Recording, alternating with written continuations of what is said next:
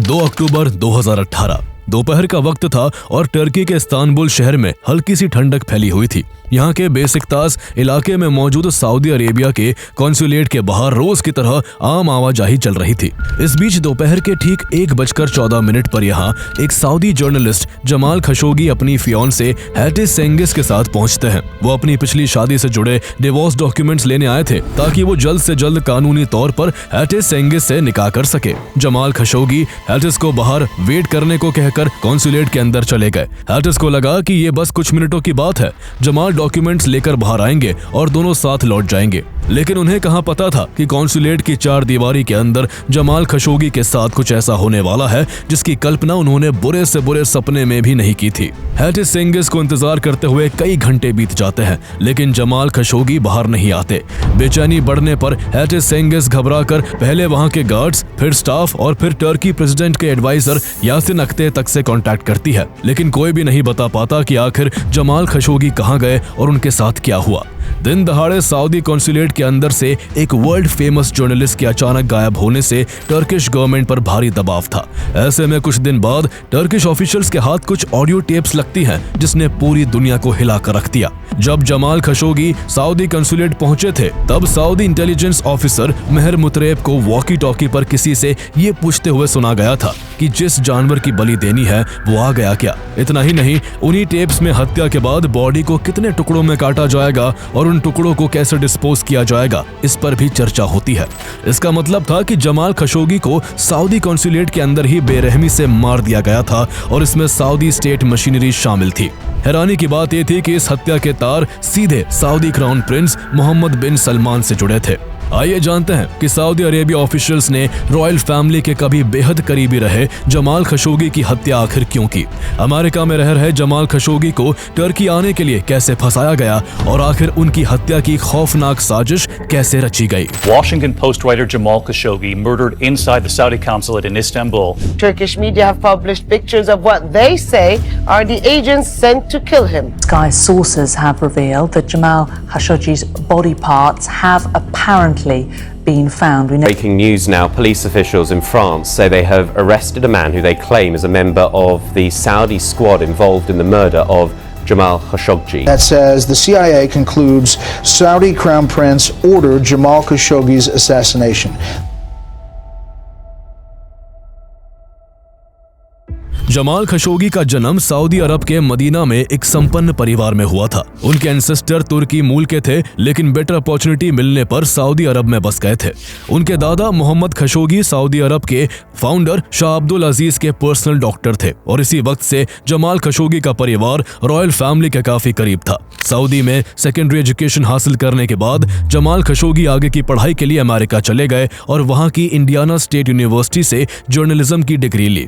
इसके बाद वो सऊदी लौटे और वहां के इंग्लिश न्यूज़पेपर सऊदी गैजेट के साथ रिपोर्टर के तौर पर जुड़ गए। कुछ साल यहां काम करने के बाद वो सऊदी अरेबियन इंटेलिजेंस एजेंसी के साथ जुड़ गए और अफगानिस्तान में सोवियत इन्वेजन के दौरान अफगानिस्तान चले गए। अफगानिस्तान में वो सोवियत और मुजाहिदीन के बीच जारी जंग की रिपोर्टिंग भी करते थे। अफगानिस्तान में ही उनकी मुलाकात कुख्यात आतंकी ओसामा बिन लादेन से हुई थी और लादेन ने उन्हें कई बार इंटरव्यू भी दिया था। दोनों के बीच काफी अच्छे संबंध बन गए थे और कहा जाता है कि उन्होंने लादेन को आतंक के रास्ते से हटाने की कोशिश भी की थी। अफगानिस्तान से लौटने के बाद जमाल खशोगी सऊदी अरब के न्यूज़पेपर अल मदीना और अरब न्यूज से जुड़े और इस दौरान मिडिल ईस्ट और गल्फ कंट्री में फॉरेन कॉरेस्पॉन्डेंट्स के तौर पर काम किया। इससे उनकी जियोपॉलिटिकल अंडरस्टैंडिंग काफी अच्छी हो गई और वो एक बेबाक जर्नलिस्ट के तौर पर अपनी छवि बनाने में कामयाब रहे। शुरुआत में जमाल खशोगी के उनके एंसेस्टर की ही तरह सऊदी रॉयल फैमिली से काफी अच्छे रिश्ते थे। उन्होंने कई बार सऊदी किंग के पक्ष में आर्टिकल्स लिखे, उनके मीडिया इनिशिएटिव्स को सपोर्ट किया और सऊदी पॉलिसीज को दुनिया के सामने सॉफ्ट तरीके से पेश किया। ये नजदीकियां इस कदर थी कि उन्होंने रॉयल फैमिली से ही बिलोंग करने वाले प्रिंस तुर्की बिन फैसल के मीडिया एडवाइजर के तौर पर भी काम किया, जो सऊदी अरेबिया के जनरल इंटेलिजेंस डायरेक्टोरेट के हेड रहे थे और बाद में अमेरिका में सऊदी एम्बेसडर बने। इस दौरान उन्हें अमेरिका के साथ साथ दूसरे देशों के बड़े नेताओं से मिलने का मौका मिला और वो दुनिया भर में पॉपुलर हो गए। इसके बाद वो साल 2007 में सऊदी सऊदी के प्रोग्रेसिव न्यूज़पेपर माने जाने वाले अल वतन से एडिटर के तौर पर जुड़े। यही वो वक्त था जब उनका रॉयल फैमिली के साथ रिश्ता बिगड़ना शुरू हुआ।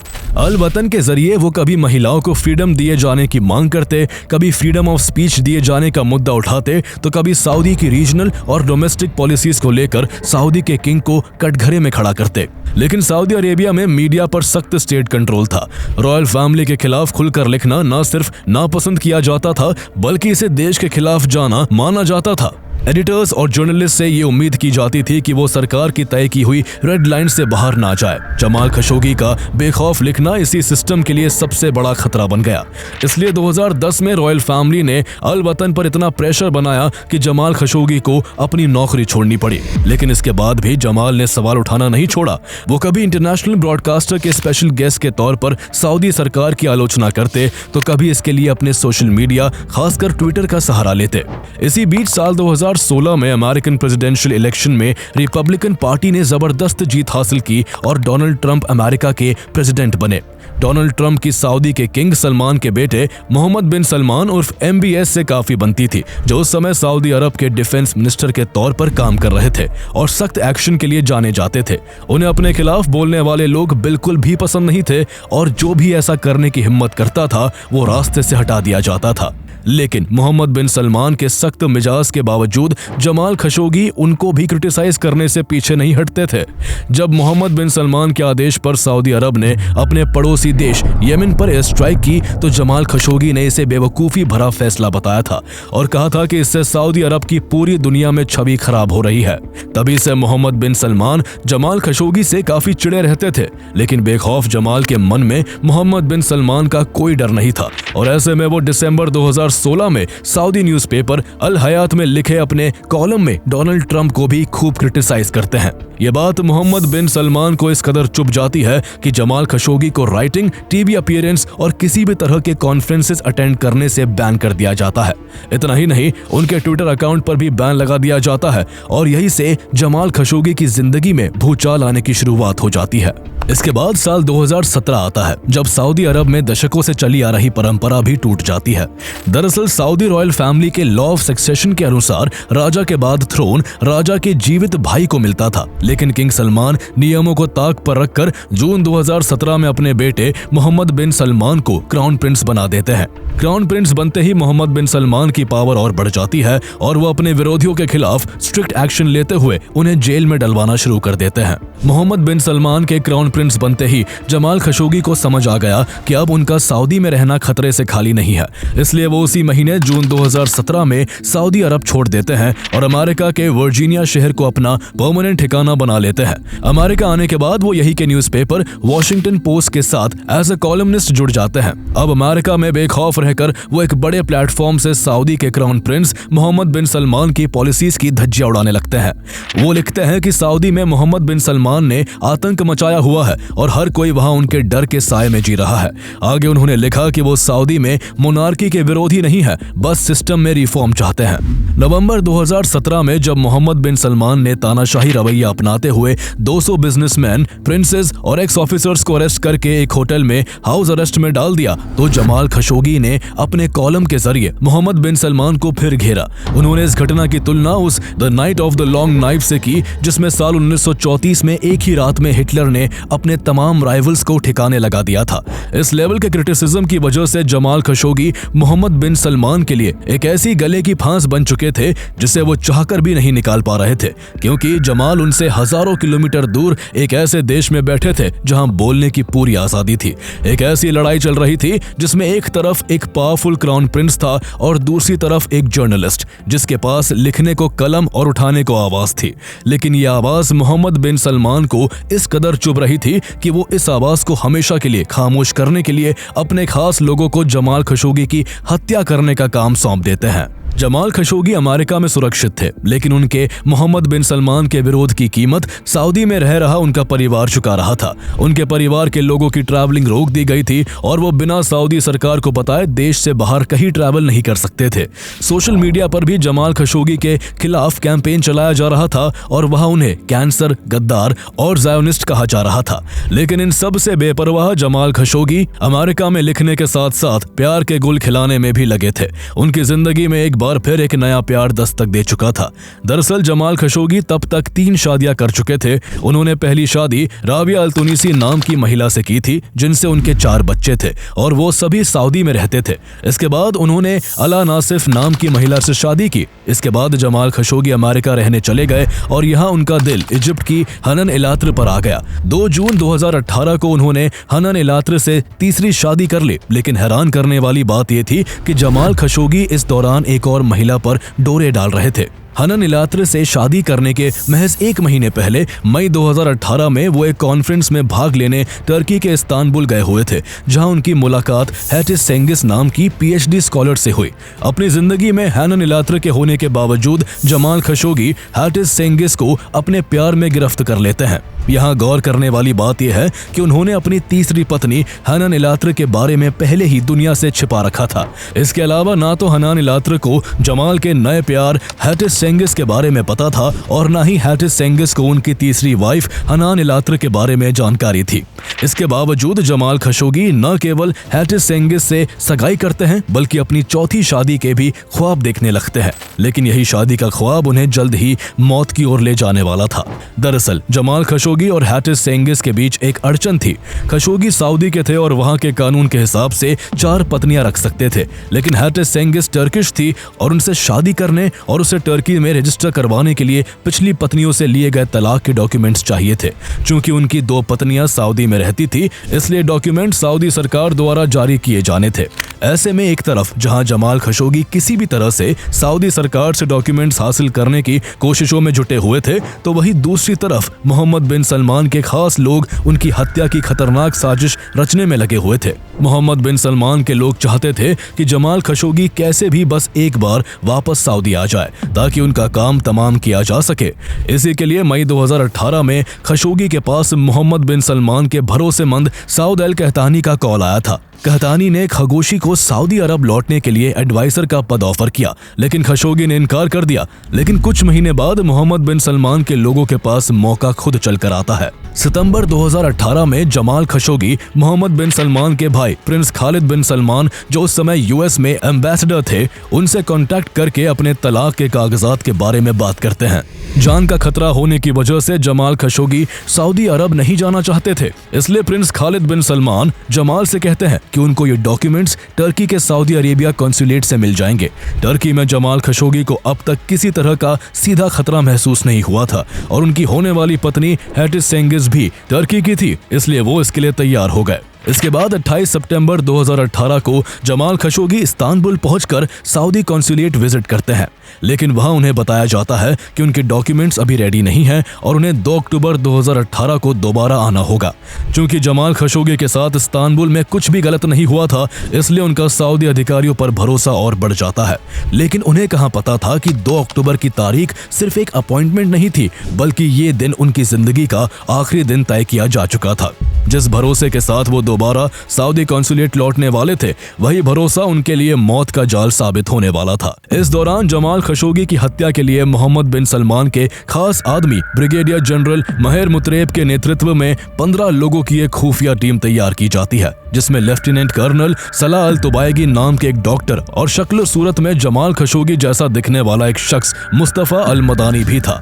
मुस्तफ़ा अल मदानी को इसलिए चुना गया था ताकि उसे बॉडी डबल की तरह इस्तेमाल किया जा सके। प्लान साफ था कि पहले जमाल खशोगी को सऊदी कॉन्सुलेट के अंदर मारा जाएगा और उसके बाद जमाल के कपड़े मुस्तफ़ा अल मदानी को पहनाकर उसे कॉन्सुलेट से बाहर भेजा जाएगा। इससे सीसीटीवी और चश्मदीदों के सामने ऐसा लगेगा कि जमाल कॉन्सुलेट से जिंदा बाहर निकल गए हैं। इस तरह सऊदी अथॉरिटीज को यह कहने का मौका मिल जाता कि जमाल खशोगी की हत्या कॉन्सुलेट के अंदर नहीं हुई और उनकी डिसअपीयरेंस के लिए सऊदी अरेबिया को जिम्मेदार नहीं ठहराया जा सकता। इस तरह सारी तैयारी हो जाने के बाद ये लोग 2 अक्टूबर को 3:13 AM पर सऊदी अरेबिया के रियाद से एक प्राइवेट जेट के जरिए इस्तांबुल पहुंच जाते हैं। इसके बाद सभी लोग 2 ग्रुप्स में बंटकर अलग अलग सऊदी कॉन्सुलेट में एंटर करते हैं। यहाँ एक टीम का काम कॉन्सुलेट के अंदर जमाल खशोगी की हत्या करना था, जबकि दूसरी टीम का काम उनकी लाश को ठिकाने लगाना था। सऊदी कॉन्सुलेट में दाखिल होते ही सभी नॉन सऊदी एम्प्लॉइज को दोपहर 12 बजे घर भेज दिया जाता है। इस बीच जमाल खशोगी सुबह 11:50 पर टर्की के सऊदी कॉन्सुलेट फोन करके एक बार फिर कंफर्म करते कि उनकी डॉक्यूमेंट्स तैयार हो गए या नहीं। कॉन्सुलेट की तरफ से उन्हें बताया जाता है कि उनके डॉक्यूमेंट्स दोपहर 1 बजे तक तैयार हो जाएंगे और तब वो इन्हें ले सकते हैं। ऐसे में जमाल खशोगी अपनी मंगेतर हैटिस सेंगिस के साथ दोपहर 12:42 पर अपने अपार्टमेंट के पास से एक टैक्सी लेकर कॉन्सुलेट की ओर रवाना हो जाते हैं। उधर हत्या की प्लानिंग हो चुकी थी और अब रची गई साजिश का रिवीजन किया जा रहा था। सऊदी अधिकारी बात कर रहे थे कि जमाल की हत्या के बाद लाश को कितने टुकड़ों में काटा जाएगा और कैसे उन टुकड़ों को अलग अलग पैक करके ठिकाने लगाया जाएगा। इस बीच दोपहर करीब 1 बजे जमाल खशोगी हैटिस सेंगिस के साथ कॉन्सुलेट के गेट पर पहुंच जाते हैं। इसी दौरान सऊदी कॉन्सुलेट में मौजूद मेहर मुतरेब वॉकी टॉकी पर किसी से पूछते हैं जिस जानवर की बलि देनी है वो आ गया है क्या। दूसरी तरफ से हाँ में जवाब मिलता है। हरी झंडी मिलते ही सभी लोग अपने काम के लिए तैयार हो जाते हैं। उन्हें लग रहा था कि वो जमाल की हत्या करके साफ साफ बच जाएंगे, लेकिन उन्हें कहाँ पता था कि टर्किश इंटेलिजेंस ने कॉन्सुलेट में बग्स लगाए हुए थे और उनकी सारी बातचीत रिकॉर्ड हो रही थी। इधर जमाल खशोगी कॉन्सुलेट के अंदर जाने से पहले एक अनयूजुअल एहतियात बरतते हैं। वो अपनी मंगेतर को अपना मोबाइल फोन देते हैं और कहते हैं कि अगर उन्हें वापस आने में ज्यादा देर हो जाए तो वो तुरंत टर्की प्रेसिडेंट रिसेप ताइब एर्दोगान के एडवाइजर यासिन अतके को फोन कर दे। ये शब्द उस बात का संकेत थे कि जमाल के मन में भी कहीं ना कहीं खतरे की आशंका मौजूद थी, लेकिन फिर भी वो खुद को ये समझा चुके थे कि एक कंसुलेट की इमारत के अंदर उनके साथ कुछ गलत नहीं होगा। इसके बाद 1:14 पर वो गेट से अंदर दाखिल हो जाते हैं। उनके अंदर कदम रखते ही सऊदी अफसर उन पर खूंखार जानवर की भांति टूट पड़ते हैं। उन्हें बेहोश करने के लिए एनेस्थीसिया और ड्रग्स देने की कोशिश शुरू कर दी जाती है। जमाल खशोगी बचने की भरपूर कोशिश करते हैं, लेकिन झुंड के सामने उनका हौसला जवाब दे जाता है। इसके बाद वो लोग खशोगी का गला दबा देते हैं, जिससे जमाल बुरी तरह छटपटाने लगते हैं। उन्हें तड़पता देखकर वहां मौजूद बेरहम लोग जोर जोर से हंसने लगते हैं और उनका जमकर मजाक बनाते हैं। इन्हीं क्रूर ठहाकों के बीच जमाल खशोगी का शरीर शांत पड़ने लगता है। वो मुश्किल से बस आई कांट ब्रीथ कह पाते हैं और कुछ ही देर में उनकी जान चली जाती है। अब जमाल खशोगी का शरीर फर्श पर पड़ा था और सऊदी अफसर उनके शरीर को ठिकाने लगाने का काम शुरू कर देते हैं। इस दौरान मानवता की सारी हदें पार कर दी जाती है। डॉक्टर तुबैगी तेज म्यूजिक बजाकर हेडफोन पहनता है और लाश को टुकड़े टुकड़े कर ब्लैक प्लास्टिक बैग्स में भरने लगता है। इसी बीच जनरल मुतरेब को सऊदी से एक कॉल आता है और दूसरी तरफ का शख्स पूछता है क्या काम पूरा हो गया है। जनरल मुतरेब हाँ में जवाब देता है तो दूसरी तरफ का शख्स सभी को वहां से जल्द निकलने को कहकर फोन काट देता है। लाश की पैकिंग के बाद जमाल खशोगी का बॉडी डबल मुस्तफा अल मदानी जमाल खशोगी के कपड़े पहन लेता है और जमाल की तरह एक नकली दाढ़ी भी लगा लेता है।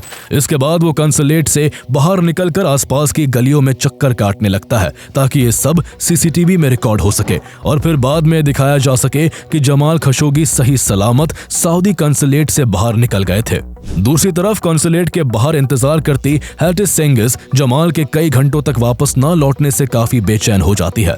चूंकि जमाल अपना फोन भी हैटिस सेंगिस को दे गए थे, इसलिए वो कंसुलेट के नंबर पर कॉल करती है, लेकिन कॉल नहीं उठता। इसके बाद वो भागकर कंसुलेट के गेट पर खड़े गार्ड से जमाल के बारे में पूछती है, जो उनसे कहता है कि अंदर अब कोई नहीं है। ये सुनकर हैटिस सेंगिस डर जाती है और किसी अनहोनी की आशंका में टर्की प्रेसिडेंट एडवाइजर यासिन अतके और कई बड़े टर्किश अधिकारियों से बात करती है। टर्किश अधिकारी जब कंसुलेट में कांटेक्ट करते हैं तो वहां से जवाब मिलता है कि खशोगी वहां से कब के जा चुके हैं। एक कंसुलेट से इतने फेमस जर्नलिस्ट के गायब होने की खबर से पूरे टर्की में हंगामा मच जाता है। टर्की के प्रेसिडेंट उन्हें खोजने के लिए एक टीम बनाते हैं जो तुरंत ही जमाल को खोजने में जुट जाती है। अगले दिन 3 अक्टूबर को टर्की अपनी इन्वेस्टिगेशन शुरू कर देता है। शुरुआत में कॉन्सुलेट के अधिकारियों से पूछताछ की जाती है, लेकिन वो इस बात पर अड़े रहे कि खशोगी कॉन्सुलेट से बाहर जा चुके थे और उन्हें इस बात की कोई जानकारी नहीं है कि इस वक्त वो कहाँ हैं। ऐसे में Turkey investigation team Saudi consulate में लगे अपने बग की सहायता से सच्चाई को टटोलने में लग जाती है। जांच में उन्हें 2 अहम सबूत हाथ लगते हैं, जिनसे उनके भी हाथ पांव फूल गए। पहला सर्विलेंस फुटेज, जिसमें 2 अक्टूबर को सऊदी से आए 15 लोग कंसुलेट के भीतर घुसते दिख रहे थे, जिनमें सऊदी का एक फॉरेंसिक डॉक्टर और टॉप सिक्योरिटी अधिकारी शामिल थे।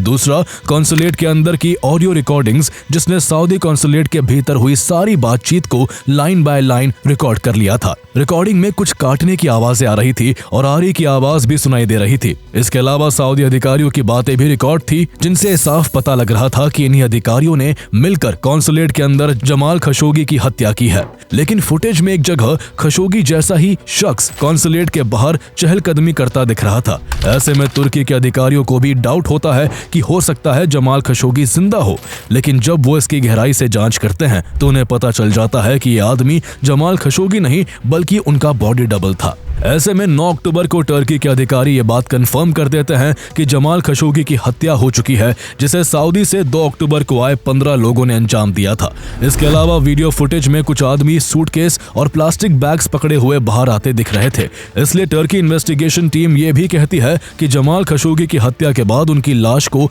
आरी से टुकड़े टुकड़े कर सूटकेस और प्लास्टिक बैग्स में भर के एक काले रंग की मर्सिडीज से कॉन्सुलेट से बाहर ले जाया गया। तुर्की अधिकारियों ने तो यहाँ तक कहा कि इसमें सऊदी रॉयल फैमिली के किसी ऊपरी आदमी का भी हाथ है, जिसने जमाल खशोगी को मारने का ऑर्डर दिया था।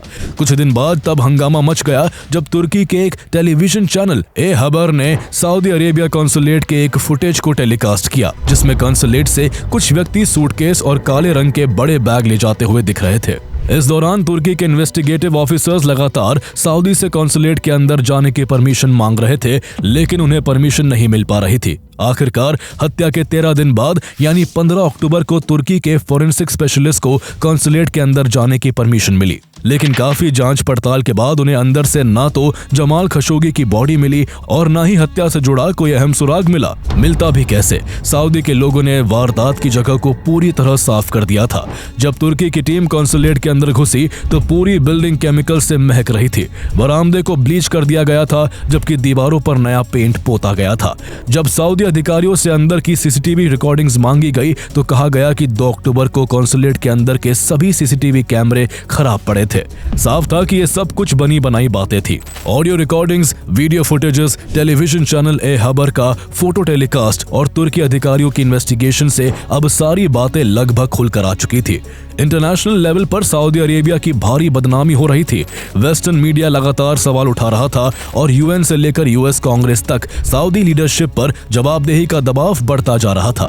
ऐसे में बचने का कोई मौका न देखते हुए कई दिनों की आनाकानी के बाद सऊदी अरेबिया भी फाइनली मान लेता है कि जमाल खशोगी उनके कॉन्सुलेट के अंदर ही मारे गए थे। उनका कहना था कि एक रोग ऑपरेशन था, यानी कुछ बेकाबू और अति उत्साहित लोगों ने एक काम किया था और सरकार का इसमें कोई दखल नहीं था। इसके बाद सऊदी अरब दुनिया की नजरों में अपनी इज्जत बचाने के लिए न्याय करने का ढोंग भी करता है। सऊदी अरब में 18 लोगों को अरेस्ट कर लिया जाता है और फिर जनवरी 2019 में उनमें से 11 लोगों पर केस चलता है।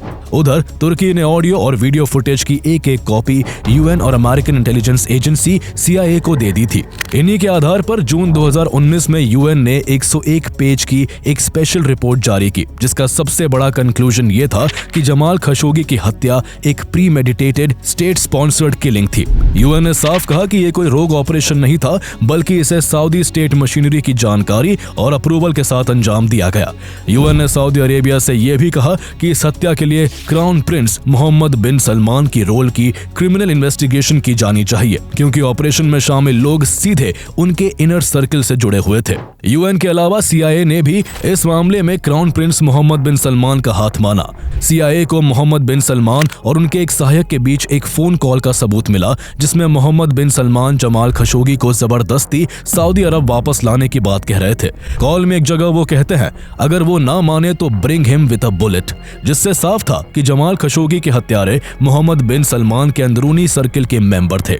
ऐसे में CIA ने अपनी रिपोर्ट में कहा कि खशोगी की हत्या की योजना लंबे वक्त से बन रही थी और मोहम्मद बिन सलमान का इसमें बड़ा रोल था। लेकिन चूंकि उस समय अमेरिका में डोनाल्ड ट्रंप की सरकार थी और मोहम्मद बिन सलमान से उनकी काफी अच्छी दोस्ती थी और वो सऊदी के साथ कई बिलियन डॉलर्स की डील कर रहे थे, इसलिए अमेरिकन सरकार ने अपनी इंटेलिजेंस एजेंसी की जांच को भी ऑफिशियली कभी एक्सेप्ट नहीं किया। उल्टा ट्रंप ने मोहम्मद बिन सलमान को डिफेंड करते हुए कहा कि जब तक अपराध साबित नहीं होता, आदमी बेगुनाह माना जाता है। इस मामले में सबसे बड़ी ट्रेजेडी यही है कि अपराध साबित कैसे होगा? जिस पर आरोप है उसी की अदालत है, जो आरोपी है वही जज भी है। ऐसे में न्याय आखिर कैसे मिल सकता है? लेकिन जनवरी 2021 में जब ट्रंप के बाद जो बाइडेन अमेरिका के प्रेसिडेंट बने तो इस केस में अमेरिका का रवैया बदल गया। फरवरी 2021 में बाइडेन गवर्नमेंट ने CIA की क्लासिफाइड रिपोर्ट को डीक्लासिफाई करके पब्लिक कर दिया, जिसमें साफ कहा गया कि जमाल खशोगी की हत्या को अप्रूव करने वाले खुद सऊदी क्राउन प्रिंस मोहम्मद बिन सलमान थे। इसके बाद अमेरिका ने खशोगी बैन लागू किया, जिसके तहत सऊदी अरेबिया और दूसरे देशों के ऐसे अधिकारियों पर वीजा रेस्ट्रिक्शंस और सैंक्शंस लगाए गए जो जर्नलिस्ट और डिसिडेंट्स को टारगेट करने में शामिल पाए गए। इसी के तहत कई सऊदी इंटेलिजेंस ऑफिशियल्स और ऑपरेटिव्स पर ट्रैवल बैन्स और एसेट रेस्ट्रिक्शंस भी लगाए गए। हालांकि सच को दुनिया के सामने लाने के बाद भी अमेरिका ने अपने पर्सनल इंटरेस्ट के चलते ना तो सऊदी अरेबिया पर कोई स्ट्रिक्ट एक्शन लिया और ना ही मोहम्मद बिन सलमान का बाल तक बांका किया गया। न्याय तो नहीं मिला, लेकिन न्याय का ढोंग भरपूर किया गया। दिसंबर 2019 में सऊदी की कोर्ट उन 11 गिरफ्तार हुए लोगों में से 5 को जमाल खशोगी की हत्या के इल्जाम में मौत की सजा सुनाती है, जबकि 3 को 7 से 10 साल की जेल की सजा मिलती है। वही 3 लोगों को इस मामले से बरी कर दिया जाता है, लेकिन इस मामले में आगे जो हुआ वो और भी घिनौना था। 5 लोगों को मौत की सजा सुनाए जाने के कुछ दिन बाद अचानक जमाल खशोगी का बेटा सलाह खशोगी सामने आया और उसने पब्लिकली कहा कि उसके परिवार ने आरोपियों को माफ कर दिया है। सऊदी कानून के तहत विक्टिम के परिवार वाले चाहे तो गुनहगार को माफी दे सकते हैं। लिहाजा इस केस में फांसी रोक दी गई और सभी 5 आरोपियों की फांसी की सजा को 20 साल की सजा में बदल दिया गया। आगे चलकर रिपोर्ट्स में सामने आया कि जमाल के परिवार और बेटे ने ऐसा फैसला मोहम्मद बिन सलमान के दबाव में आकर लिया था। रिपोर्ट्स के मुताबिक खशोगी के 4 बच्चों को कॉम्पेंसेशन के तौर पर $multi-million हाउसेज और मंथली 5 फिगर पेमेंट्स दिए गए। सऊदी सरकार के इस फैसले पर जमाल खशोगी की मंगेतर रही हैटी सेंगिस ने रिएक्ट करते हुए कहा था कि ये न्याय नहीं बल्कि न्याय के नाम पर किया गया महज एक तमाशा था। उनके मुताबिक असली गुनहगारों को कभी कटघरे में खड़ा ही नहीं किया गया और पूरी प्रक्रिया का मकसद सिर्फ मामले को दबाना था। इतना कुछ हो जाने के बाद भी जमाल खशोगी की बॉडी कभी नहीं मिल सकी। हालांकि इसको लेकर समय समय पर अलग अलग तरह के दावे किए जाते रहे हैं। साल 2019 में अल जजीरा ने खशोगी मर्डर पर एक इन्वेस्टिगेटिव डॉक्यूमेंट्री रिलीज की थी, जिसमें दिखाया गया कि जमाल खशोगी की लाश को सऊदी कंसुलेट में बने एक ओवन में 3 दिन तक जलाकर खत्म किया गया था। तो वही एक दूसरे दावे के मुताबिक जमाल खशोगी की बॉडी को एक कंसुलेट ऑफिसर के घर ले जाकर जला दिया गया था। सच्चाई क्या थी यह आज भी पर्दे के पीछे ही है, लेकिन जो बात बिल्कुल साफ है वो ये कि जमाल खशोगी की हत्या सिर्फ एक आदमी की मौत नहीं थी। यह उस सिस्टम का एक्सपोजर थी जहां ताकतवर लोगों के लिए कानून अलग होता है और सच को दबाने के लिए पावर, पैसा और डर तीनों का इस्तेमाल किया जाता है। यह इस बात का एग्जाम्पल था कि जस्टिस अक्सर पावर के सामने हार जाता है और सच सामने आने पर भी एक्सेप्ट नहीं किया जाता है।